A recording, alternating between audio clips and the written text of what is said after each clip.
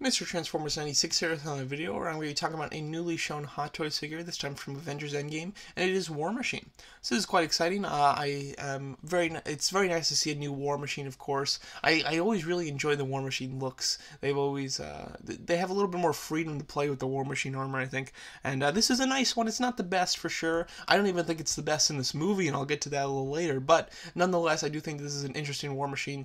And yeah, I want to talk about the price is actually pretty decent on it. It's the first time, like I can say, that a Marvel figure's price has been decent in a long time, to be honest, which is unfortunate at the same time as it is nice with this one at least. But nonetheless, let's get started. Overall, I think the armor looks pretty decent. When it comes to the shoulders, the kind of the bulkiness around the neck, it's really nice. Like, it does have a really good bulk to it, which I do like quite a bit. And even the arms stay to that kind of bulk to it. And then when it gets down to the chest, like the top of the chest is really nice and bulky. It really thins down towards the ab section, and then the legs are rather thin. It's an interesting version of a War Machine. It's almost like a mix between that kind of Iron Patriot slash Age of Ultron War Machine with some of the bulkier armors like the Civil War slash Infinity War's War Machine. It definitely has some of that going, where it's bulky up top, but then it's like the upper half is very much a Civil War, Infinity War type of design, and then the bottom half is very much an Age of Ultron type of design, which is weird. If I just heard that, that wouldn't sound good, but seeing it in person is actually pretty cool. It's a thinner armor, but it has bulk to it. Bulkier than Age of Ultron, but certainly not one of the bulkier armors. So I do like it. There's actually some really good poses. These, like his hands doing the repulsor blast, don't look good in my opinion. I think it looks a little weird, especially with his arms raised, and you got so much underneath it with the cutout spaces of the chest there. But when he's just kind of standing, or he's like in the slight hovering stance, he actually looks really cool, and he has some nice bulk to him, and I am quite a fan. But if the hands are like out like that, I don't know why, it doesn't look right to me. But overall, it's a neat looking armor. The head sculpt that you get for Don Cheadle looks good. I don't think it's new though, if I'm not mistaken. It doesn't look new to me, so I wouldn't be surprised if that's just reused, which, you know, I don't really think it's a massive deal. Like that, it's a nice head sculpt. They don't really need to make a new one, to be honest. Don Cheadle, like, if it was a bad head sculpt, yeah, I would want a new one, but, you know, they did a good one. I don't think it really matters about doing a new one. As far as what you get with the figure, you don't get a whole ton, to be honest. You can remove the chest plate to kind of see the inner workings. You have his gun on his shoulder, of course, and then you have the interchangeable head, which the Don Cheadle likeness underneath, and then you get your standard array of hands, fists, repulsor blasts, and articulated fingers, and you get a standard base. No extra weapon pieces to go on him, which is unfortunate, but I think that's kind of the design of the armor. It's supposed to be very slick and more thinning, but with a bulkier look to it. It has almost like a comic look to it, to be honest. Like, that's kind of War Machine from the comics, isn't it? He's not super bulky in the comics. Like, he is bulky, don't get me wrong. He's bulkier than Iron Man, but not like by a whole ton, and a lot of it's due to the shoulders and the massive weapon that he carries on his back. So it has almost a comic-y look to it, which I think is very cool. As far as the price is concerned, he is $369, which, to be honest, isn't terrible, especially in this day and age. You know, like 5 years ago, when Age of Ultron came out, that would be a terrible price. But nowadays, it really isn't. It's a pretty good price, to be honest, which is a little unfortunate, but it is true.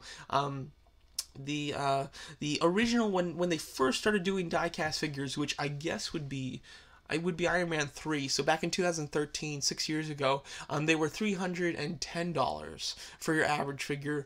War Machine is a little bit bulkier than your average figure, and he's what, like $60 over the original price of die-cast figures. Nowadays, die-cast figures really are only over $400. Like, I can't think of one modern day diecast figure that's been under $400 that isn't some like concept series thing that's actually from a movie. So therefore it's a decent price, I guess, but it's not a great price when you compare it to just some of the other figures that came out just a few years ago. Even Civil War had better prices than this. I think that the War Machine from Civil War, which I did purchase, was $345. But when you compare him to like the prices for Infinity War and the other Endgame figures, it is a good price. So if you're looking at him from Infinity War and Endgame, it's a good price. Anything else though, not a great price. But at least for Infinity War and Endgame, it is a decent price. Release date is October to December of next year, which is wow, that's, yeah, October to December of next year. Man, that's a whole, wow, is that like real? Oh my god, you're gonna have to wait over like a year and 8 months for this figure. That's insane. Oh god, that's terrible. I don't know why, I didn't notice the release date, but that's a horrible release date. But anyway, one thing I want to talk about is that War Machine. You know, it's interesting. I kind of like the look of it. It's got an interesting look to it, but it's not great. The War Machine that I really hope that they do is this kind of bulkier War Machine, which it might be like the War Buster. I don't know. Like there's a Lego set with the War Buster, which is really a massive figure though. And this one, although he looks really bulky, it's not like a Hulk Buster level of bulk. So I'm a little confused as to if War Machine's gonna have 3 armors in this, if he's gonna have the Hot Toys armor that they just showed, or if and then he's going to have this bulkier one, which is in this photo, and then he's going to have like a War Buster suit as well, maybe used from the Hulk Buster. He maybe alters it to be a War Machine styled one. I don't know, or if that Lego set is actually just this figure, but they just did a really bad job representing it. I'm not sure which way it's going to go, but nonetheless, I think this is the coolest looking suit. From even we've seen a little bit more of it from like whenever you go to Hot Topic, they have some window coverings for Endgame, and they do have a nice shot of that War Machine in kind of the white suit actually, but it looks very cool. So this is the War Machine that if I was gonna buy one for this movie, this would be the one I'd buy. My only concern with it is that it would be just super expensive, you know, so that would be disappointing. But nonetheless, I do really want to see a Hot Toys version of this War Machine, and I definitely want to get some more full body shots of it, because we don't have a single like full body shot of this War Machine, but I'm really liking the look of it. It's got such a cool, menacing look to it. It's actually really awesome, and it would be really cool if they did a 2-pack with that War Machine and this Rocket, of course, which they are doing. So yeah, or they are doing the Rocket. It would be cool if they did the War Machine double pack with it, though. That would be pretty neat. But there you go. That's my thoughts on this version of War Machine. Nice looking figure, nothing amazing. Definitely not my favorite design of War Machine, but it's a nice looking one. And for the kind of Infinity War Endgame price scale, it's not too bad. So there you go. That's my thoughts on this new Avengers Endgame diecast War Machine figure. Let me know what you guys think of it, and thanks so much for watching.